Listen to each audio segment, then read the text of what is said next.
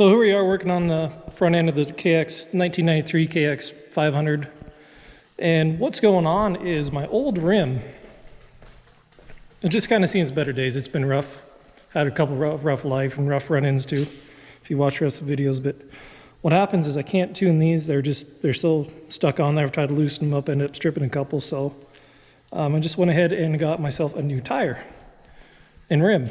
It was for like 50, 60 bucks on eBay, and it's supposed to be off of 1993.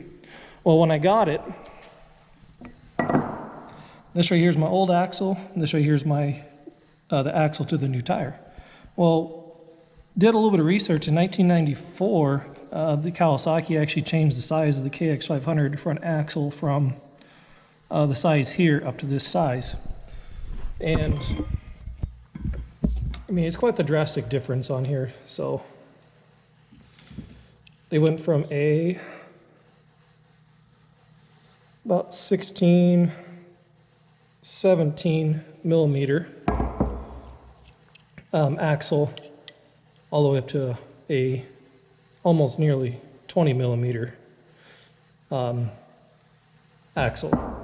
Well, doing a little bit more research, I mean, and then these right here are just your guide bearings. Figured, you know, they're pretty close to 20 millimeters. So what I did is I did a lot of research, and I found a foot of stainless steel 20 millimeter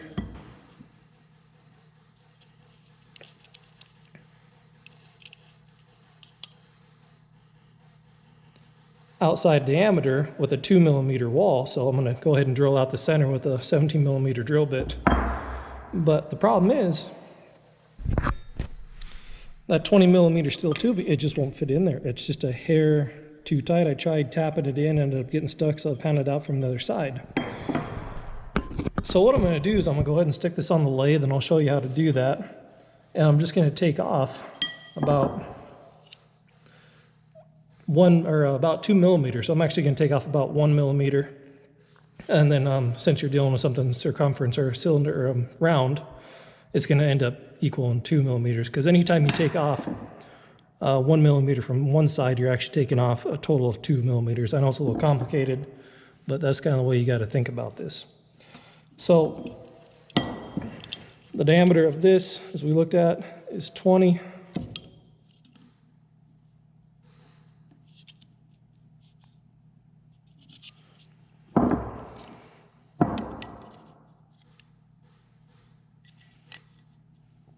Oops.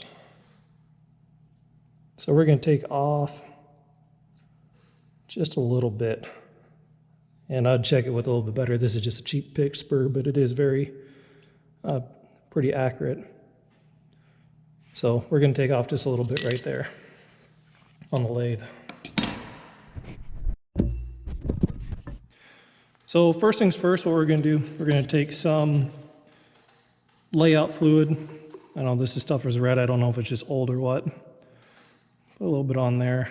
Let it dry. It's going to help us kind of find where that zero is.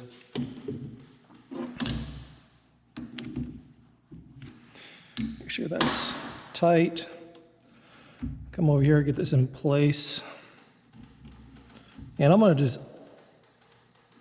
come in here and just barely touch this on here. I know you can't see, but I can see a mark right here on the side, so I can guess that's where zero is on here. Then adjust this, but I already zeroed this beforehand. And just to double check where zero is, go ahead and turn this guy on.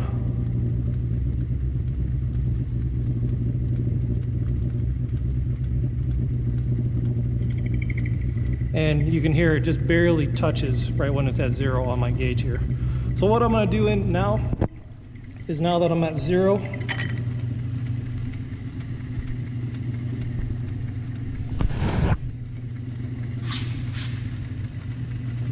is, since I want to take off a total of 2 millimeters, I'm going to actually just come halfway in between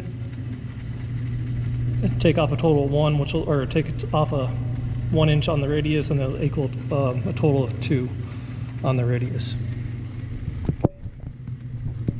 Here we go.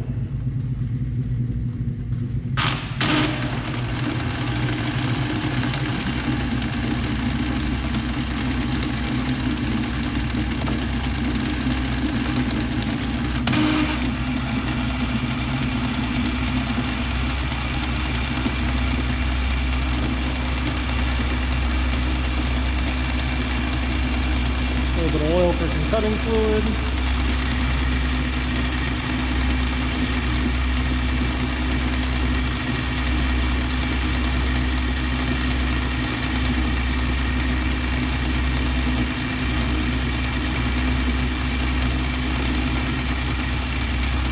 Back that out, back this off.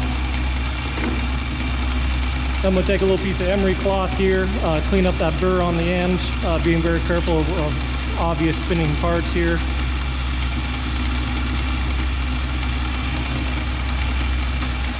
And that's good. And this right here, just for demonstration purposes, but I'll actually use my my live end here and do the entire length of what I need.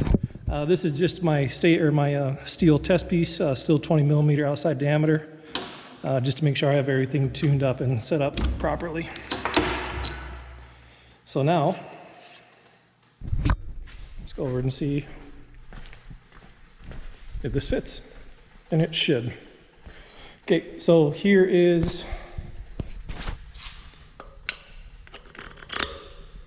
and that fits like a glove, and then you can see, even though I didn't take off, where it didn't off, it won't go in any further. So that right there tells me that's how it's gonna work. And I don't have my 17 millimeter drill bit yet to drill this out, but I just wanted to show that if anybody else had this problem, this is what they can do.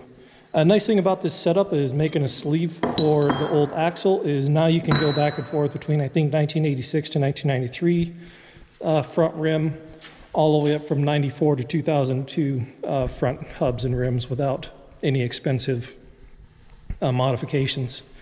I don't know what it costs for a machine shop to do this, but I know I found this 20 millimeter tube online. I'll put a link in the description. And I think this cost me about 15, 20 bucks with shipping.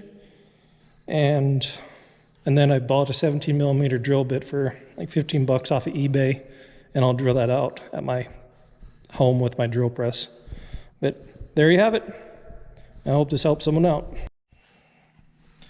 Oh, one more thing. The length of the axle to fit in between here is going to be 5.1 inches or 129.65 millimeters. Okay?